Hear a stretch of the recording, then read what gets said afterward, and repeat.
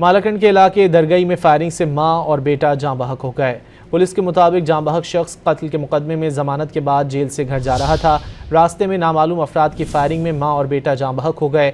दोनों की लाशों को अस्पताल मुंतकिल कर दिया गया।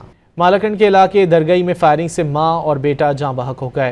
पुलिस के मुताबिक जाँ बहक शख्स कत्ल के मुकदमे में जमानत के बाद जेल से घर जा रहा था। रास्ते में नामालूम अफराद की फायरिंग में मां और बेटा जाँ बहक हो गए।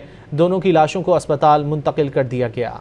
मालाकंड के इलाके दरगई में फायरिंग से मां और बेटा जाँ बहक हो गए। पुलिस के मुताबिक जाँ बहक शख्स कत्ल के मुकदमे में जमानत के बाद जेल से घर जा रहा था। रास्ते में नामालूम अफराद की फायरिंग में मां और बेटा जाँ बहक हो गए। दोनों की लाशों को अस्पताल मुंतकिल कर दिया गया। मालाकंड के इलाके दरगई में फायरिंग से मां और बेटा जाँ बहक हो गए। पुलिस के मुताबिक जाँ बहक शख्स कत्ल के मुकदमे में जमानत के बाद जेल से घर जा रहा था। रास्ते में नामालूम अफराद की फायरिंग में मां और बेटा जाँ बहक हो गए।